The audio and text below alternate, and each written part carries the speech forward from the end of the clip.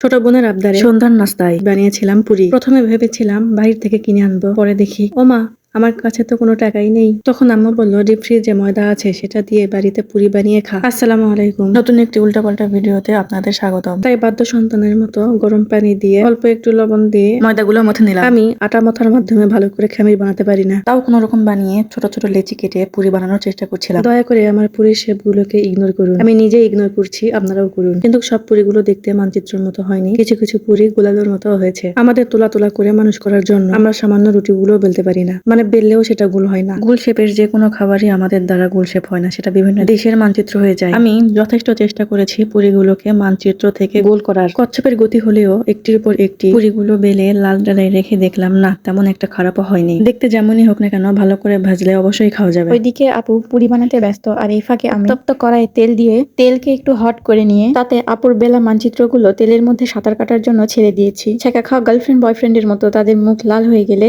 তেল থেকে উঠিয়ে নিয়েছি। এমন করে আপুর বেলা মানচিত্রগুলোকে ভেজে উঠিয়ে নিয়ে লোভ সামলাতে না পেরে দাঁড়িয়ে দাঁড়িয়ে কয়েকটা খেয়ে ফেলেছি। ট্রাস্ট মি, দেখতে যেমনই হোক খেতে অনেক মজা ছিল। মানচিত্র হলেও স্বাদ কিন্তু আর ভালো। যে কোনো খাবারই গরম গরম খেতে আমরা দুই বোন একটু বেশি পছন্দ করি। আমরা মেয়ে হলেও আমাদের ফ্যামিলিতে কখনো ছেলে মেয়ের ভেদাভেদ করা হয় না, তাই যখন খুশি যে কোনো খাবারই আমরা খেয়ে ফেলতে পারি। এ ব্যাপারে বাড়ির বড়রা কেউ খেলো কি খেলো না, এটাতে কখনোই কেউ আপত্তি জানায়নি আমাদের। আলহামদুলিল্লাহ, এমন একটি ফ্যামিলিতে আল্লাহ পাঠিয়েছেন যেখানে আমাদের ভালো মন্দের সাপোর্ট করা হয়। সবগুলো ভাজার পর মেঘনা তো খালি মুখে অর্ধেক খেয়ে ফেলেছে, কিন্তু আমি আবার খালি খালি গিলতে পারি না, আমার গলায় আটকায়, তাই আমি বেশি তরকারি দিয়েই খেয়েছি। তো আজকে মানচিত্র মার্কা ভিডিও এই পর্যন্ত। ভিডিওটি যদি ভালো লেগে থাকে তাহলে শেয়ার করবেন, ভালো না লাগলেও শেয়ার করবেন। আর যদি শেয়ার না করেন তাহলে আমরা আপনার বাড়িতে গিয়ে আপনার ঘাড় মটকে আসবো, কারণ আমরা হলাম শান্তাহারের মেয়ে। তো আর কি, আল্লাহ হাফেজ, টাটা, বাই বাই। এখন ঘুমান, বাই।